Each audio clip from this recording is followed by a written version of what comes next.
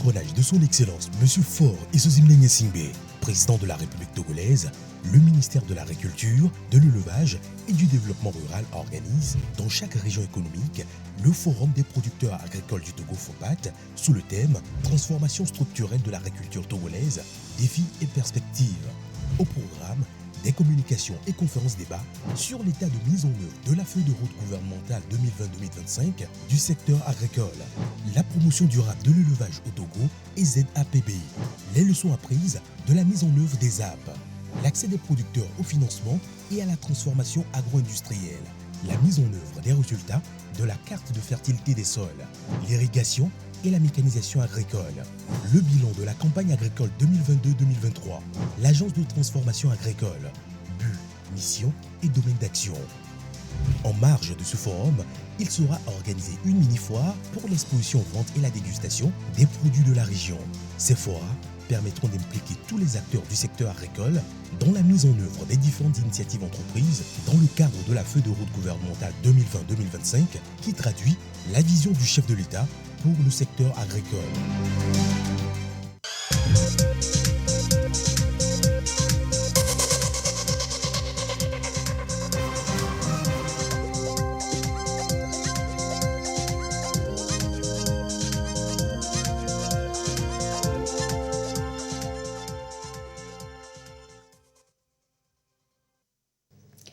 Bonsoir à toutes et à tous. Merci d'être avec nous pour ce journal. Au menu de 20h de ce samedi, il y a d'abord le Forum des producteurs agricoles du Togo.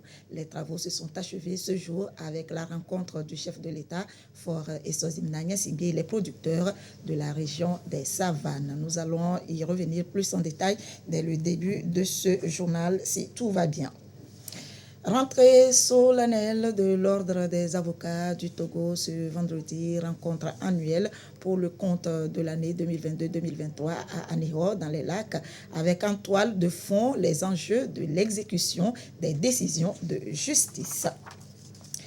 Vous suivrez également dans ce journal l'apothéose de la fête traditionnelle à Dossa Gadao dans la préfecture de Tchaoudjo. Filles et fils du milieu se sont retrouvés pour remercier Dieu et les mânes des ancêtres pour l'abondance des récoltes. Et puis les 50 ans du CEG Kabolé célébrés dans la joie et l'allégresse, l'occasion pour l'ensemble des acteurs de faire le bilan et définir de nouvelles perspectives. Voilà pour les titres. Bienvenue.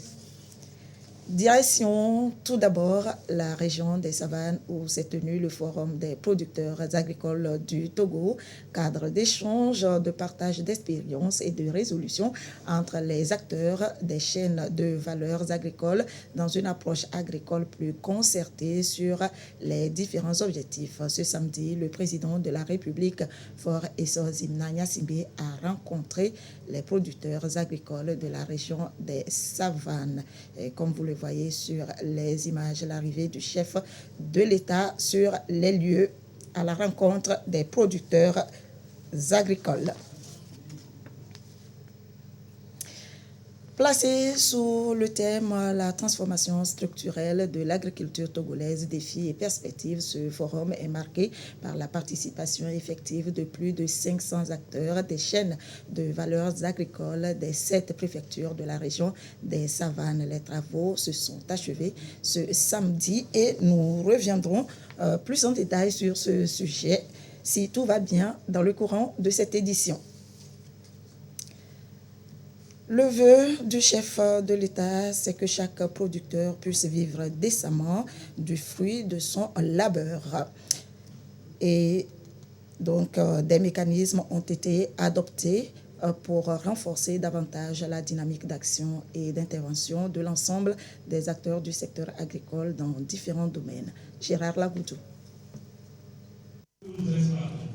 Le deuxième jour du Forum des producteurs agricoles du Togo, FOPAT 2023, a permis ici à Dapaon d'aborder une dizaine de modules, parmi lesquels figurent le mécanisme de distribution des engrais, l'irrigation et la mécanisation agricole, enjeux clés pour le développement du secteur agricole. Dans la région des Savanes, on produit et en saison des pluies et en contre-saison. Vraiment, si ce qui a été dit va être mise en œuvre, je crois que les producteurs dans la région de Savane deviendront de véritables entrepreneurs. Que la mercuriale au niveau des produits maraîchers soit vue. Parce que la vente par kilo viendra vraiment arranger tout le monde. Pour le paysan, c'est dame nature. Il suffit qu'il y ait une pluie. Quand il ne profite pas, une journée de perdu, c'est toute une campagne qui est foutue. Si la CAGIA, avec le ministère, peuvent revoir les dates d'ouverture des magasins pour que quand il pleut, le paysan prenne son engrais, il va au champ pour fumer son champ. Merci au ministère de l'Agriculture, de l'Élevage et de la Pêche et merci à notre premier agriculteur togolais, en l'occurrence notre chef d'État, président Faure Eswazimna Gnassingbé. Autre sujet important dévoilé, la mise en œuvre des résultats de la carte de fertilité des sols.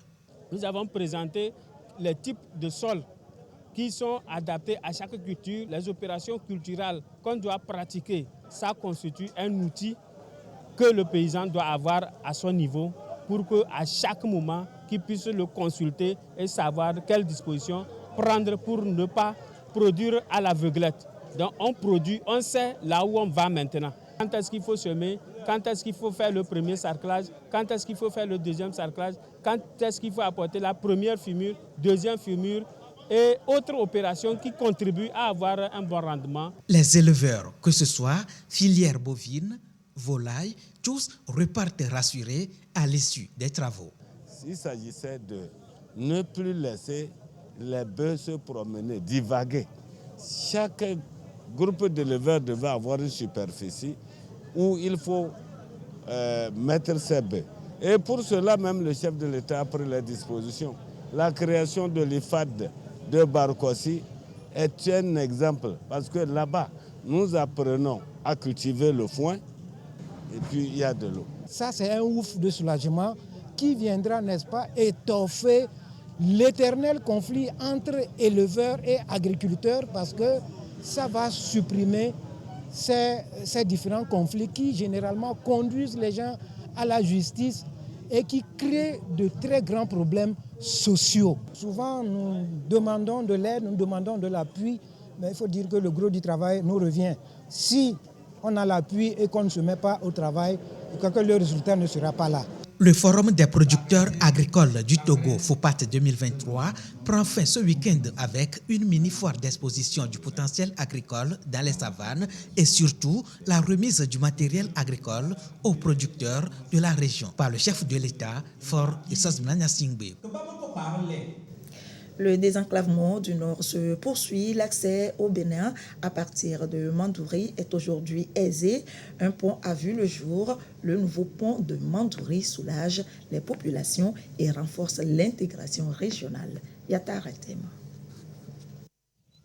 La traversée de cette rivière à la pirogue ne sera plus qu'un souvenir pour les populations du Grand Thône et des pays voisins.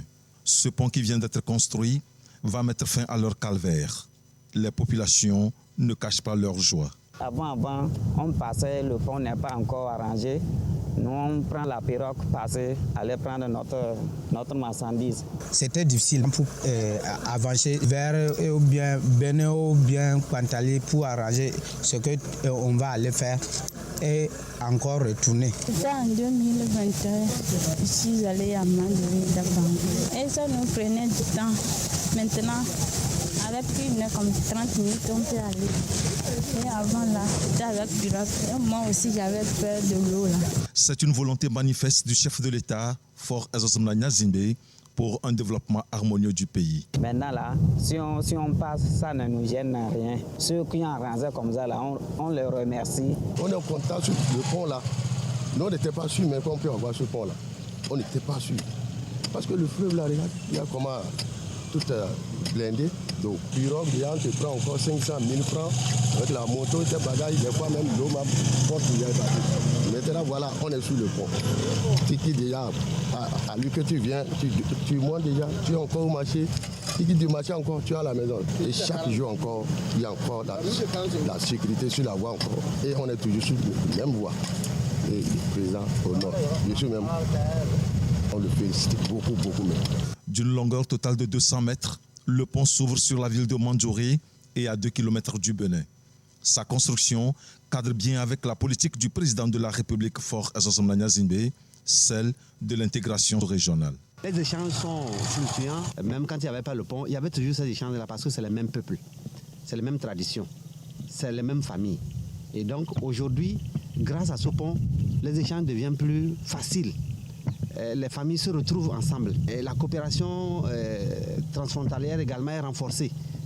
Aujourd'hui, avec la commissaire du Bénin, nous échangeons beaucoup. Et grâce à ce pont qui nous permet d'aller et de revenir sans difficulté. Et nous profitons de cette occasion pour dire un grand merci au chef de l'État qui a mis tous les moyens en œuvre pour que ce pont soit réalisé. Déjà, dans son discours de vœux à la nation en décembre dernier, le président de la République, Faure Essozim Nanyazimbe, a annoncé d'autres actions destinées à renforcer la résilience des populations dans les localités les plus exposées, et ceci dans le cadre de la mise en œuvre du plan d'urgence pour la résilience des populations de la région des Savanes. Près de 50 milliards de francs CFA ont été déjà engagés pour de meilleures conditions de vie des populations au quotidien. Autre mesure annoncée, l'amélioration des revenus, le mécanisme de subvention de certains produits, l'extension de l'assurance maladie universelle pour couvrir les 2/3 de la population à l'horizon 2025. En effet, 50 milliards de francs CFA sont engagés dans la mise en œuvre du programme d'urgence pour la région des Savanes. Ce montant, d'après le président de la République, Faure Essozim Nanyazimbe, qui s'adressait à la nation le 31 décembre 2022, a permis de renforcer la résilience des populations du nord du pays. Dans le domaine de l'éducation, plusieurs actions sont menées. Carmen Madia Kakou. Une partie de la région des Savanes est de plus en plus exposée aux menaces sécuritaires. Une situation qui a engendré des déplacés. Pour renforcer la résilience des populations, un plan d'urgence a été mis en place par le gouvernement. Plus de 50 milliards ont été engagés pour permettre à ces populations d'avoir accès à de meilleures conditions de vie au quotidien. Ainsi, différents projets structurants ont été mis en place dans différents domaines. Dans le domaine de l'éducation, plusieurs programmes se réalisent déjà. Le PAKIB, projet d'amélioration de la qualité et de l'équité de l'éducation de base, a lancé le programme de construction de l'école primaire de Ouagnad dans le canton de Naki-Ouest, dans la commune de Tone 2 et dans le Pendjal Ouest 2. Plusieurs infrastructures sont en construction pour renforcer les capacités d'accueil en milieu scolaire. Il y aura aussi des salles de classe au niveau de l'EPP Koundouare, l'EPP Djanchougou et au niveau de l'EPP Sanlouanga. Nous disons surtout merci au chef de l'État et au projet PAKEV. Contre le terrorisme et l'extrémisme violent qui fragilisent la stabilité des États, le chef de l'État, Faure Essozim Nanyazimbe, a appelé dans son discours de vœux à la nation le 31 décembre dernier à la vigilance, au sens du devoir et au patriotisme pour créer les conditions d'une riposte vigoureuse contre ce fléau. Les populations de la région des Savanes se disent prêtes à l'accompagner dans ses efforts. C'est dans une joie que nous accueillons cette nouvelle et ça rassure la population et ça renforce aussi son esprit de collaboration avec les forces de sécurité pour la production de la sécurité. Donc c'est l'occasion d'exprimer notre gratitude encore une fois au chef de l'État, à son gouvernement, pour ces efforts répétés. Non seulement le monde scolaire, mais aussi nous avons reçu des vivres pour se déplacer. Non seulement pour se déplacer, mais pour les ménages qui les ont accueillis. La recherche du bien-être des populations est prioritaire pour le chef de l'État. D'autres actions sont mises en œuvre afin de faciliter l'accès à l'eau potable et à l'électricité. Outre les infrastructures éducatives, des œuvres sanitaires sont en cours de réalisation, ainsi que des pistes rurales dans les différentes localités de la région.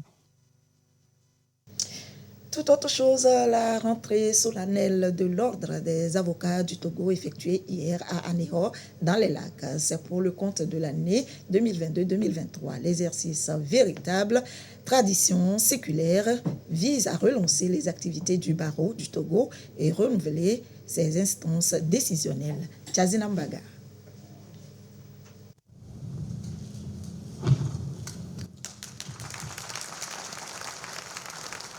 Le bâton de Saint-Yves, le saint patron des avocats, la toque de la prestance, le maillet de l'autorité.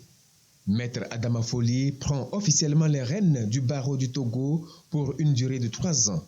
Il succède à Maître Dogbeavou Kofi Setro, avec qui il a travaillé les 18 derniers mois en tant que dauphin élu, conformément au règlement de l'UOMOA.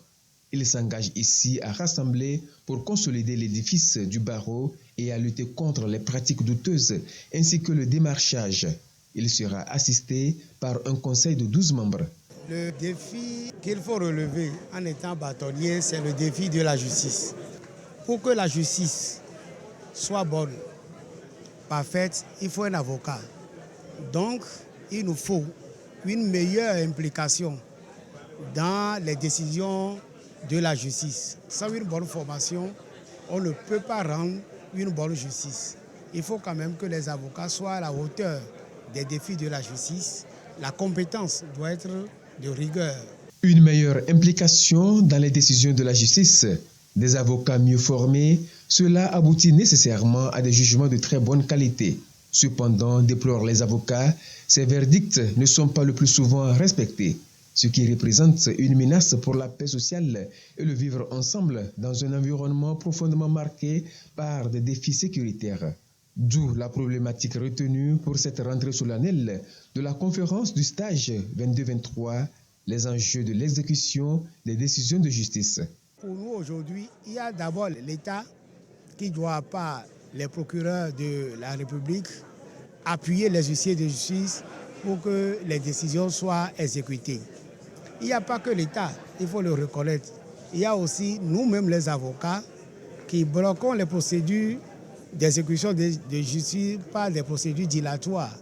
Il faut que cela cesse, a martelé le président de la Cour d'appel de Lomé, qui préconise des actions concertées et un renforcement du dialogue entre les différents acteurs de la chaîne de justice afin de venir à bout de ce fléau. La crédibilité et l'efficacité de la justice sont à ce prix, a souligné le vice-président de la conférence des barreaux de l'espace UOMOA.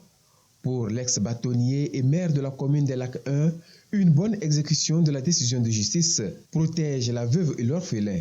Elle favorise un bon climat des affaires et consolide l'état de droit. Voilà pourquoi le représentant du ministre de la Justice a réaffirmé l'engagement du gouvernement à accompagner le barreau du Togo conformément à la feuille de route qui vise l'amélioration de l'efficacité du système judiciaire d'ici à l'horizon 2025. Une cérémonie de remise de prix aux 3 lauréats du concours de plaidoirie est l'autre temps fort de la conférence de stage de l'Ordre des avocats du Togo. Passons maintenant à l'actualité à l'étranger au Mali. Plusieurs ministres ont participé vendredi à des cérémonies célébrant la souveraineté retrouvée du Mali. Mais c'est bien ce samedi qui est officiellement chômé et payé sur tout le territoire en souvenir de la mobilisation massive qui avait eu lieu il y a 1 an lorsque les Maliens étaient descendus dans les rues du pays pour protester contre les sanctions économiques alors imposées par la CEDEAO. Des milliers de Tunisiens dans la rue contre le président Saïd ainsi que la crise économique et sociale qui touche le pays. Une mobilisation qui intervient 12 ans après le départ et la chute du régime de l'ancien président Ben Ali.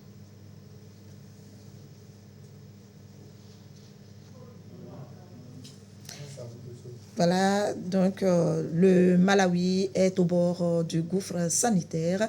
Le pays est fortement touché par une épidémie de choléra. 750 cas de décès sont enregistrés.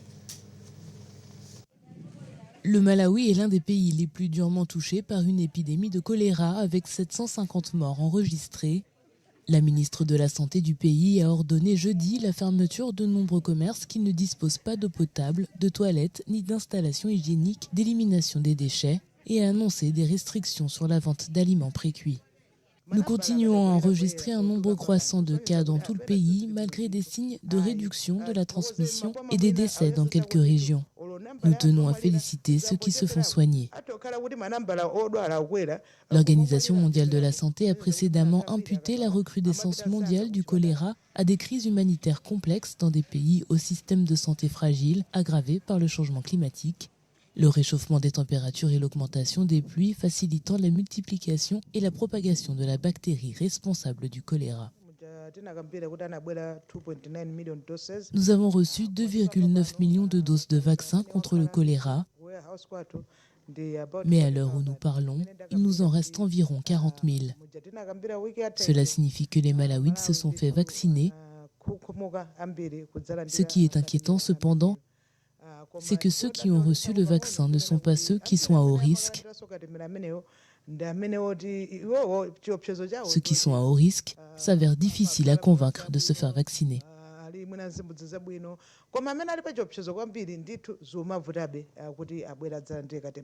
Mercredi, la ministre a déclaré que 17 personnes étaient décédées après que les infections ont augmenté de près de 600 cas en une journée.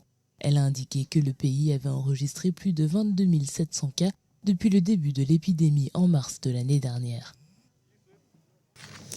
Revenons au Togo avec la rencontre bilan de l'OCDI Caritas à Sokodé. C'est dans le contexte du projet d'appui aux populations vulnérables dans la région centrale. Les activités sont à terme. Désiré Aloué.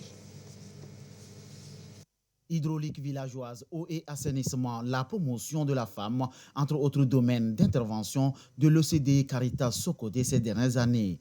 Entrepreneuriat agricole, appui conseil et accompagnement d'autres domaines d'intervention. Plusieurs projets mis en œuvre dans le cadre du programme d'appui aux populations vulnérables PAPV sur la période 2020-2022. L'institution aujourd'hui partage les résultats avec les bénéficiaires et autres partenaires. Nous avons au total 3 projets dans le cadre du programme PAPV. Le premier projet consiste à octroyer du matériel agricole, notamment grenouilles batteuses et tricycles aux bénéficiaires et des kits maraîchers aux bénéficiaires. Le second projet qui consiste à fournir de l'eau potable aux populations et à leur donner des infrastructures sanitaires, notamment les latrines. Le troisième projet, c'est de fournir des kits apicoles aux producteurs apicoles qui sont déjà dans le domaine pour les booster. Avec le programme PAPV, pour la première fois, nous avons travaillé main dans la main. Et c'est dans ce sens-là que nous voulons continuer. Donc, le programme PAPV et d'autres programmes de développement. Et je remercie l'État togolais. La préoccupation du gouvernement togolais, c'est de contribuer à faire sortir les populations de l'état de vulnérabilité, la pauvreté. Aujourd'hui, nous pouvons dire que nous faisons un bilan très satisfaisant parce que vu le témoignage que donnent les bénéficiaires, ils sont contents, ça améliore vraiment quelque chose. Nous avons un succès. On remercie le président de la République et OCDI qui nous a permis d'avoir l'eau portable dans notre localité et tout près de nous. Le gouvernement, par de multiples projets et programmes, à l'instar du PAPV, œuvre à améliorer les conditions de vie des populations à la base. Des atouts qui renforcent la cohésion sociale. L'OCDI Caritas Sokodé apporte ainsi sa contribution en traduisant donc la vision de l'État togolais sur le terrain. À noter que la maison des orphelins est inaugurée. Happy Home est située à Bogan, dans la commune Lac 3. Immaculée Bawé Abalo, reportage présenté par Sandra Aziagbe. Cette coupure de ruban donne accès à un nouveau bâtiment pour l'orphelinat du centre Muslim Around the World à Bogan. Ce joyau de 1000 m² est dénommé Happy Home. Il vient agrandir la capacité d'accueil du centre. 1000 orphelins attendus contre 600 précédemment. Ce bâtiment a 53 chambres et dans toutes les chambres, nous avons équipé chaque chambre de 4 lits superposés pour pouvoir mettre 8 orphelins dans chaque chambre. Et les chambres sont équipées aussi des sanitaires. Nous ne pouvons que remercier les donateurs. Nous recevons plus les orphelins non musulmans que les orphelins musulmans. Étant orpheline, je suis vraiment content de ce nouveau bâtiment parce qu'il y a mes frères et sœurs qui n'ont pas eu la chance d'être comme nous. Mais ce bâtiment, il peut avoir de la chance, avoir la même éducation que nous. Ensemble, avec nos frères et sœurs qui sont ici, nous allons contribuer à la propriété de ce bâtiment. Bien que musulmans, ce centre accueille sans distinction de religion. La dynamique autour de la concrétisation du nouveau projet a été saluée. Si c'est l'extension de la maison des orphelins et Happy Home, pourquoi? L'idée c'est de pouvoir changer l'attitude des enfants, leur octroyer une bonne éducation, les apprendre la discipline et les mettre dans un nouveau bain de vie qui va leur permettre de garantir leur avenir. C'est un travail qui est fait avec beaucoup d'excellence, avec beaucoup d'amour, parce que c'est tout un travail bien fait. On doit travailler avec excellence, on doit se mettre à fond, donner le meilleur de nous. Les biens qu'on met à la disposition de l'ONG, il doit mettre ça dans de bonnes conditions. Chacun de nous doit donner le meilleur de lui pour que les enfants et les biens soient bien protégés. It is a trust given to us. De renommée internationale, l'ONG Muslim Around the World International existe depuis 2015. C'est un des groupes d'Égyptiens, de Libanais, de Marocains, de Turcs et de Togolais engagés à secourir la veuve et l'orphelin partout dans le monde. Adossa Gadao, célébrée en grande pompe à Sokodé, dans la région centrale. Cette fête traditionnelle qui rassemble chaque année les filles et fils de la communauté Tema connue son apothéose ce samedi. Le chef de l'État a été représenté par le ministre d'État Payadoua Boukpessi. Nous allons y revenir plus en détail dans nos prochaines éditions. Le CG de Kaboli célèbre ses 50 ans d'existence. Nous l'annoncions en titre, un demi-siècle au service de l'éducation, un événement célébré par toute la population de Kaboli avec à la clé de nouvelles orientations. Désiré Aloy. 50 ans au service de la jeunesse, le collège d'enseignement général de Kaboli dans Tchamba célèbre son jubilé d'or, un milieu de pratique pédagogique pour la relève de demain. Nous sommes là aussi pour sensibiliser nos petits frères, je dirais même nos enfants, parce que plusieurs d'entre nous aujourd'hui ont déjà des enfants qui sont au lycée, qui dépassent le collège. Donc revenir dire à nos petits frères ce qu'est réellement les études et qu'est-ce que l'étude peut faire d'une personne un jour. La discipline, lorsque vous êtes discipliné, je crois que les enseignants auront plus de latitude à vous inculquer ce qu'il faut. Donc à nos cadets, à nos petits frères, je les encourage à faire vraiment ce qu'ils doivent faire, c'est-à-dire d'apprendre leurs leçons et d'être disciplinés, d'écouter les enseignants, d'écouter leur directeur d'école. Cette célébration des 50 ans constitue une pause pour relancer de nouveaux défis, pour rayonner davantage. Le travail se fait avec mes enseignants de façon collégiale. Sur le plan pédagogique, j'ai à ma disposition des enseignants qui sont rompus à la tâche. J'ai des élèves également qui veulent réussir. Et c'est dans cette atmosphère que nous travaillons. Ce sont les résultats qui comptent afin de se faire remarquer et devenir une référence. Le CG de Kaboli opte pour cette dynamique. Je suis contente de voir des anciens élèves qui sont devenus les cadres aujourd'hui. Ça me motive de bien travailler en classe pour que moi aussi je devienne comme eux. Et comme ça, moi aussi je vais revenir dans le milieu pour travailler pour le développement de mon pays. Les cadres et les anciens élèves ont convié les enseignants et élèves au travail. L'assiduité, la discipline, la protection de l'environnement, l'alcoolisme, la coproduction de la paix, le vivre ensemble, entre autres thèmes de sensibilisation pour faire des apprenants une bonne relève de demain. Direction la région des Savanes où s'est tenu le forum des producteurs agricoles du Togo, cadre d'échange, de partage d'expériences et de résolution entre les acteurs des chaînes de valeurs agricoles dans une approche agricole plus concertée sur les différents objectifs. Ce samedi, le président de la République, Faure Essozimna Gnassingbé, a rencontré les producteurs agricoles de la région des Savanes. Nous vous proposons son arrivée sur les lieux.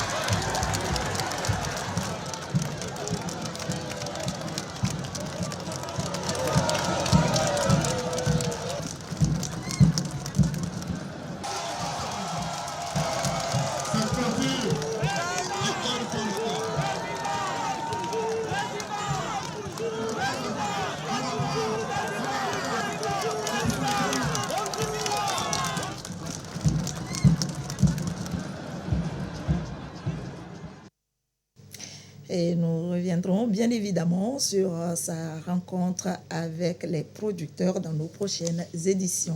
C'est communiqué pour finir, communiqué de l'Office togolais des recettes relatif au recrutement des agents de surveillance du territoire douanier. Le commissaire général de l'Office togolais des recettes OTR informe les candidats au test écrit de recrutement des agents de surveillance du territoire douanier du 26 novembre 2022, suivant appel à candidature externe numéro 008-OTR-2022-CSG-DRHFP du 11 octobre 2022, que la liste des candidats déclarés admissibles à l'issue du dit test est disponible et peut être consultée au siège de l'OTR à Lomé ou dans les divisions régionales des impôts et des douanes à Tivier, Palimé, Atapamé, Sokode, Kara, Dapao et sur le site internet www.otr.tg.